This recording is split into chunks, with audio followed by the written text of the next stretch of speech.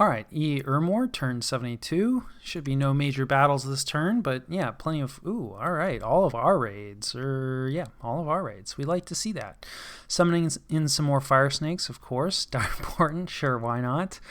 Let's see, yeah, I think this is Stellar Focus, so it looks like Femoria, right? I think they get an extra 5 or 10 Astral Pearls. Not a huge deal. As Dire Portents go, that's totally fine. We're bringing in some more Great Eagles. We will need that for siege strength. And of course, even more Fire Snakes. And then our army moves on top of Helheim. We lose, the remainder of our Long Dead Horse, which is fine. And then, there's actually more PD here than I was expecting, but it's not going to stop an army. And then, let's take a look at some of these raids that we're performing. Let's see. Okay, this is just against 1 PD. So I think we're just going to blast out, Fire Elemental here. Still some danger, right? Because, it takes us a second to go through everything. So it's good that there wasn't a lot of PD. I think, using a communion like this to raid is probably a little too slow. I did have that Magic Duel fellow in the back who was casting kind of like Luck and Body Ethereal on everybody. So I figured hopefully, probably it would be enough to keep everyone alive. In this case it was, but this is about the best, right? There's only 1 PD here.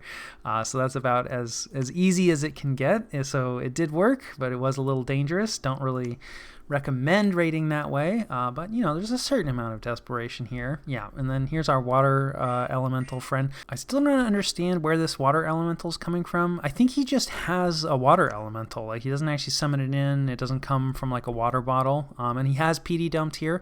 I was thinking there was a good chance that this water elemental fellow was going to come here. I wasn't actually expecting this much of a PD dump, so we'll see how that goes. We have a little bit of Body Ethereal and Luck spam, which is unfortunately mostly hitting the bodyguards and not our troops. And we're going to lose this for sure. So this is nicely done by him and, does hurt. I was hoping water elementals can struggle a little bit against, Body Ethereal. And 1 water elemental is dangerous, but not, that dangerous.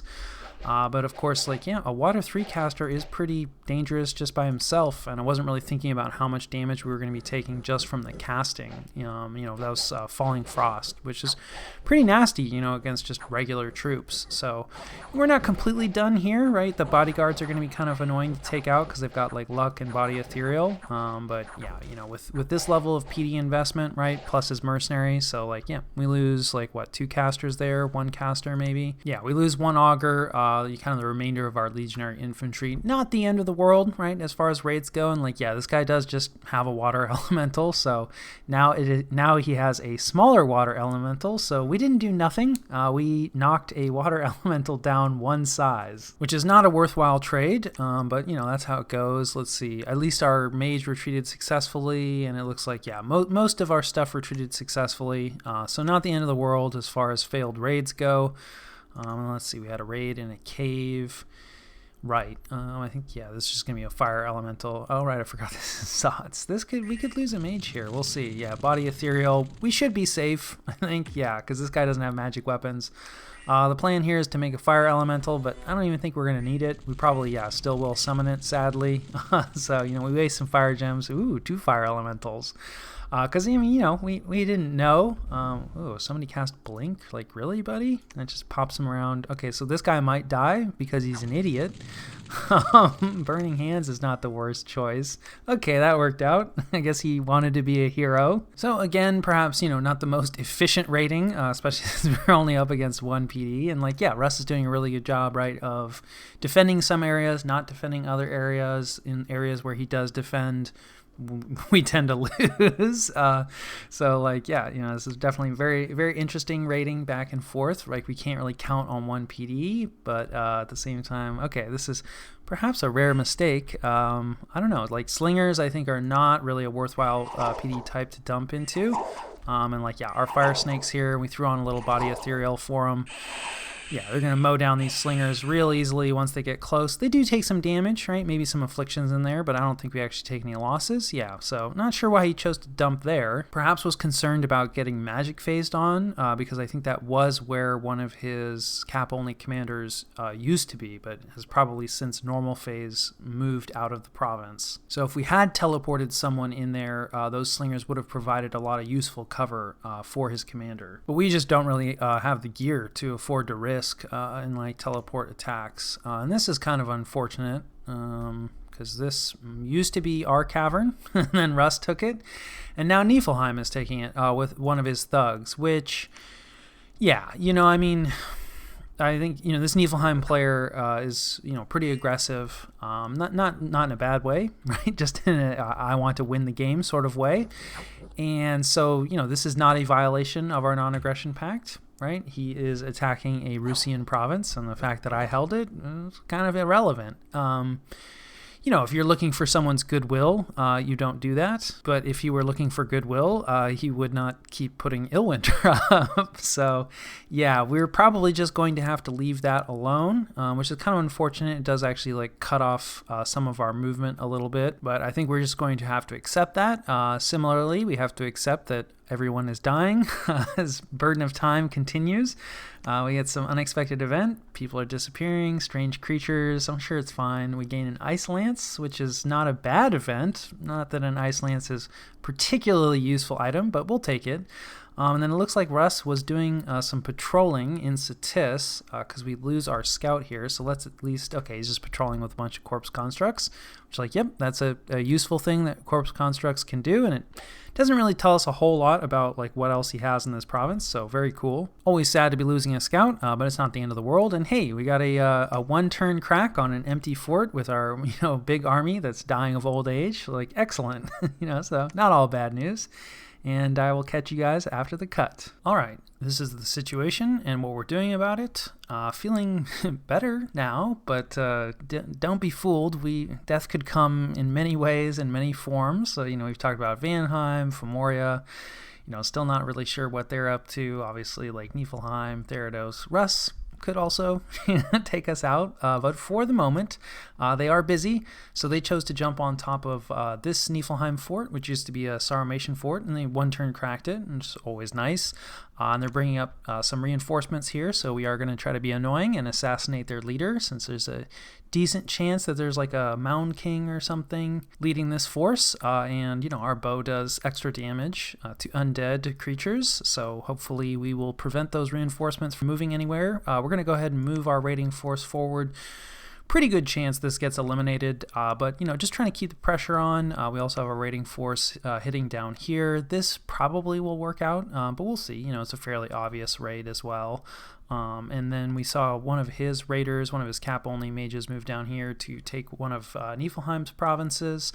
So we're just going to move, a magic dueler in here, just in case he decides to backtrack. We have this fellow who's more or less on death's door. He's going to go ahead and patrol and magic duel if he tries to come back onto our fort. So, we want to encourage him to move out into Niflheim's territory, and if he comes back, well, we have a good chance of killing him. Our army pushes forward, of course. We can't, one turn move into Agartha because there's all kinds of slow elements, and, getting into a cave is not our strong suit, even with all, like, the random garbage that is in this army. So we just have to move to a bordering province this turn, but Agartha is empty, right? So it looks like, we did indeed dodge. I suspect these guys were patrolling and would have wiped out this raiding force, so very glad that I pulled that back.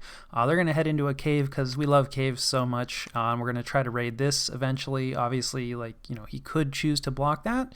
But this army will be sitting on Agartha's doorstep next turn, and if he chooses to use his forces to block a raid rather than stopping us from taking Agartha, that's acceptable. We have another raid moving into this province. We're going to do some swarm raiding down here, splitting out a raid from our main army into this province. Just a few Equitae. We can't even bless them. We only have one blesser left in this army, and he's diseased, so he's gonna die. So yeah, this army is very sad. Like, just everyone is dying or on death's door. So we'll definitely have to readjust this. And yeah, my plan of building augurs here and moving into reinforce, of course, doesn't work because we're gonna have to give this up. Ubar chose not to take it this turn. I'll reach out to them again and let them know that hey, no province defense, this is yours. I'm not looking to tangle. They may have just been worried, about a double cross Because anytime you move into a province when you see an army sitting there, there's always the chance that the other player, doesn't move out, in which case, we would have fought a major battle. And I mean, he has a significant force here, but, obviously our army is still significant, and it is storming Helheim this turn. Not expecting this to go poorly. It's not impossible that, he cloud trapezes some stuff in for a defense, but he's got enough other things going on that's unlikely. A gateway is also possible, but I'm pretty sure that his pretender, definitely his pretender was in this army. He may not still be in it, right? He could have gone back home and could be gatewaying a bunch of stuff out, to mess us up, this turn, but we have enough stuff here, we'll see. Right? It's an army. It's dying anyway. It might as well fight a battle against reinforcements. Probably we'll be taking an empty fort, but, if not, we'll get to see our army in action, hopefully, before it dies of old age. And I think that more or less covers movement. I do think we're going to be able to recapture, all of this. It's just, taken us a long time and cost us a lot. And of course, this is all contingent on the fact that Russ is busy with other things. Otherwise, it would have been a cap defense, and I think there's a pretty good chance we would have lost. We are managing to get more or less full mage recruitment, other than, of course, the fort where our lab has not burned, or our lab burned down. We don't have it. We're not rebuilding it this turn. We are getting full mage recruitment, but we can't handle much else. Things are going so well. We are pushing out a few more Equite of the Sacred Shroud. This is a bit questionable, right? Spending gold on living troops that cost gold upkeep when, the whole world is dying and everybody's dying of old age. But I do think, right, because our sacreds have such a high max age, they're going to last for a long time, and they are quite powerful units. I think they'll, be excellent raiders. I think it's probably still worth it to recruit our sacreds when we can. And of course, we're still, doing a bunch of summoning, mostly just fire snakes. We should probably slow down soon on a lot of the summoning castings, and maybe save up for some more flame spirits and some of the casters. So we will probably slow down on our summoning, at least of chaff and troops, but we'll see. And then we may try to prepare a secondary army whose purpose is not to take Russ's capital, but for a long time, we know a lot of this is relatively undefended, including some of these forts. Although I must say, Russ is doing a good job. These forts, even though they're empty, right? And I think empty forts are risky, and the more that I'm playing, the less I like the idea of leaving a fort empty. But in this case, right, we know that, he has a pretty substantial stack here on Russ. And for instance, here, Hinnom we know was empty, but he has a fairly substantial stack here on this throne, right? So in both cases, he can cover the empty forts with nearby garrisons, and I think this is one of the advantages of having sort of a fort complex, right? Where you have a bunch of forts that are next to each other. So while yes, he does have some empty forts, none of them are really entirely undefended, but I do think they are underdefended. So as long as he stays busy with Niflheim over here, we can build up a secondary force that's going to threaten his capital, but then move on, right, and try to get loose deeper in his territory. So we just need the army to be big enough that it's going to be able to get through, right? It doesn't actually need to take his capital. It just needs to convince him to stay home and prepare for a defense, and then keep moving. And then that way, we'll actually be able to get in and start raiding some of this. Of course, we're also hoping to, start raiding from the north here with, some pieces of our army, but we may need to send that up to deal with the Agartha situation. We'll see. Obviously, we have this stack here that we're pinning our hopes on, but, that has failed before. So yeah, I think that covers the majority of it. The other thing is we are starting to get a bit more research, right? This is still very, very sad research, but we might actually hit Alt 9 before the game ends. We've switched back to Alt 9. I keep kind of going back and forth between Alt 9 and Evocation 7, depending on how desperate I'm feeling, which is not the best research strategy. You probably, try to stay the course with one thing. We do want all of this eventually, but, we'll see if we ever make it to any of it. And then the other thing is just a quick note on conservative gem usage. Oh man, very sad stuff, right? So we have a fellow here whose job is to do Magic Duel, right? If there's somebody here. I think that's the first spell in his script. I can't remember offhand. And then the rest of his script is just to do, Body Ethereal and Luck Spam and all that kind of stuff. And he is set to conservative gem usage, right? Now, since there's no Astral Mage here, there's nobody to Magic Duel, right? So he's just going to skip that spot in his script. Right, and so he's just buffing himself and his bodyguards, like the kind of stuff he loves to do, and he just spends the Astral Pearl because, sure, of course, that Slinger absolutely has to be lucky, and it's essential that this Augur keep his fatigue as low as possible. Even though he's asleep, we should see his buddy here. Yeah, he didn't even really buy much with it, right? This guy's fatigue 109, this guy's fatigue 104. That's great. You have spent the Astral Pearl for 5 fatigue. I hate you, Invictus.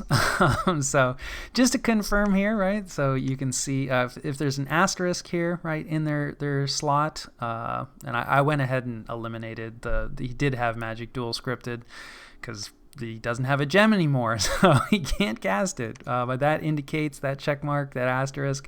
Conservative gem usage is on, right? So this is kind of why you just shouldn't put a lot of stock in that conservative gem usage. The mages they just tend to use gems, right? And that's also what happened over here, right? Let's see. Okay, these guys at least weren't set to conservative gem usage, right? So I was a little lazy here, or just an older script that I had. But same story, right? It doesn't really matter. Same thing in this battle. They didn't run into any Astral Mages, and they both had Astral Pearls, right? And they don't Magic Duel immediately, right? So that was the first spell in their script, but of course, no Astral Mages, so they can't cast it, and so they don't use it right away. But as soon as they start to reach decent levels of fatigue, probably now, right? So it's the next spell might put him asleep. Yeah, so he chose to use it for Mind Burn, which he can't cast normally. You need to be, I think, Astral 2 for it, which is not a crazy use. I mean, it's not really necessary, when we're going to punch out some fire elementals, which we punch out. Yeah, there's one guy. Anyway, we watched this battle, but so, just a note on conservative gem usage, you can't really count on it. And it is going to make using Magic Duel offensively a bit tougher for us. So yeah, I think that covers turn 72.